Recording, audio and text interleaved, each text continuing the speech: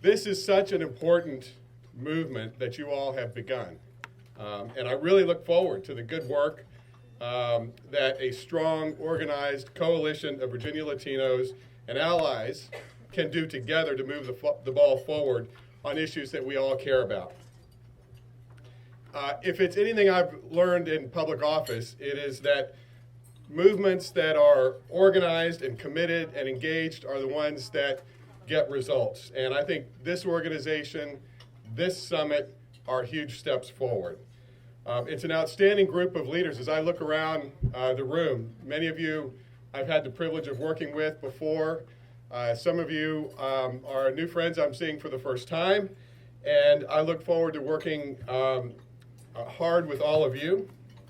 I don't have to tell any of you that when we make progress on issues that matter to Latinos, we make progress on issues that matter to all Virginians. Education, opportunity, equality, public safety. These are all issues I care deeply about. These are all issues that my office and I are working hard on. And so I'm really glad to have the opportunity today to tell you a little bit about what we've done so far in just 16, 17 months, and what you can expect from me as your Attorney General in the years ahead. And I'd like to start off with just a few words about diversity. First, Virginia is changing each and every day. It is becoming more dynamic and more diverse economically and demographically. And in the few decades, past few decades, as Virginia has undergone this economic and demographic transformation, I feel like I've had a front row seat. I've lived in Loudoun County almost my whole life. When I was growing up there, it was a small community, it was rural, it was largely agricultural. Now it's the second fastest growing county in the nation. In the last 10 years, our Asian population has grown 5 times larger. Our Hispanic or Latino population has tripled. And the number of residents identifying as multiracial has tripled. In my old Senate district, that was most of Loudoun and a portion of western Fairfax, the 2010 census showed that it was 20% Asian, 18% Latino, 13.5% African American. If you add it all up, a majority of the population were from minority communities. That diversity is a good thing. That diversity is a strength. It is a real asset, and it is something to be celebrated.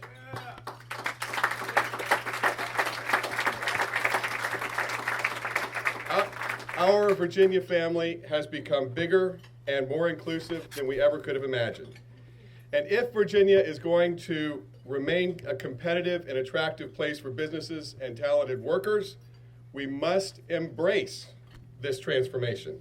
If we're going to remain a global economic leader, we have to take full advantage of our human capital and ensure that everyone has the chance to fulfill their potential and chase their dreams, no matter what they look like or where they come from.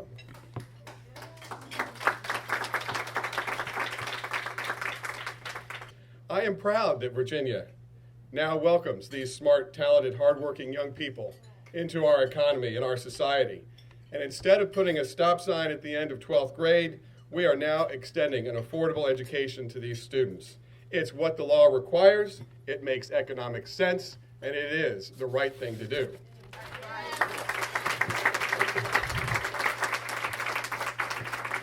More and more of our competitor states are recognizing that tuition equity is not just an issue of fairness, which it is an issue of fairness, but it is also an economic and competitiveness issue.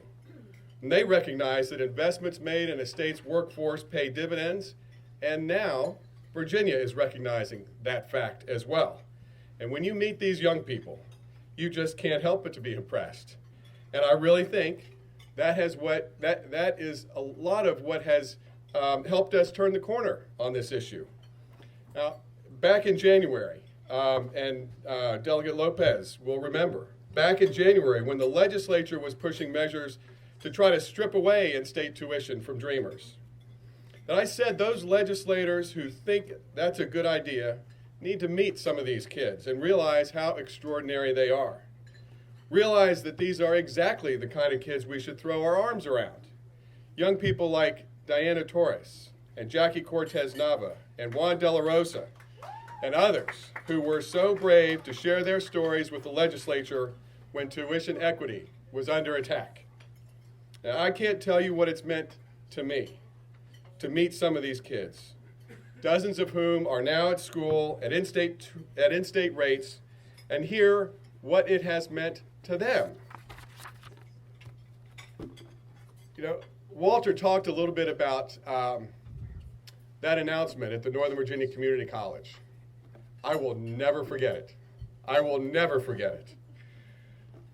First of all, I made everybody wait for like a half hour so I could lecture on the history of the Attorney General over 5 centuries of Anglo-American jurisprudence. But you all know about Girls State, Boys and Girls State. The American Legion sponsors a program for about a week for rising seniors. And a student grabbed me by the arm, and she said, "Hey, you remember that story you told about the Dreamers and how they were in tears because it was going to change their lives forever? Well, I'm one of them." And she had grown up, I think, around the Roanoke area. And she told me, and I talked to her for a minute, and she said that she'd always wanted to go to UVA, but an out-of-state tuition was well beyond the reach of her family. Now she had a shot.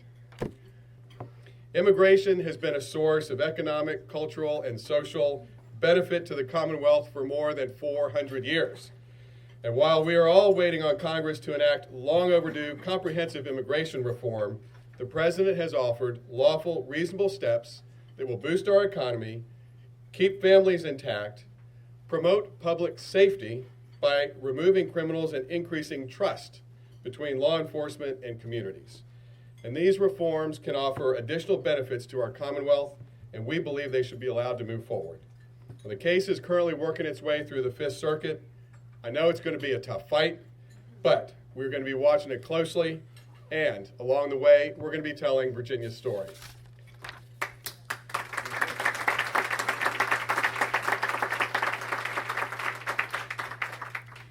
As Attorney General, one of my big priorities is also public safety.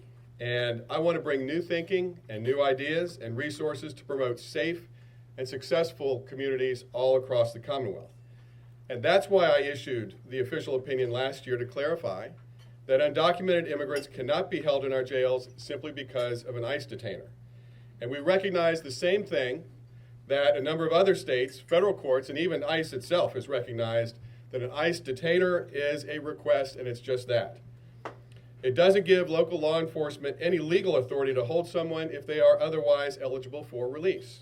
And doing so violates that person's constitutional rights, and it breaks down the trust between law enforcement and their communities. And that's really something that I heard from both sides, law enforcement and their communities. Local law enforcement wants to solve crimes and put away dangerous people. They don't want to be enforcing the immigration laws, and members of the community want to know that they can go to the police without fear when they've been a victim or a witness to a crime. And this is something that also has bipartisan recognition. The Republican sheriff of Virginia Beach was the official who requested the opinion. And once he saw it, he told the Washington Post, and I quote, "I understand some people think this is a political football, but I couldn't disagree more. You can't detain someone without legal authority. You can't do that in America, and I'm proud that you can't do that in America," end quote. Well, you can't do that in America, and we're not going to do it here in Virginia.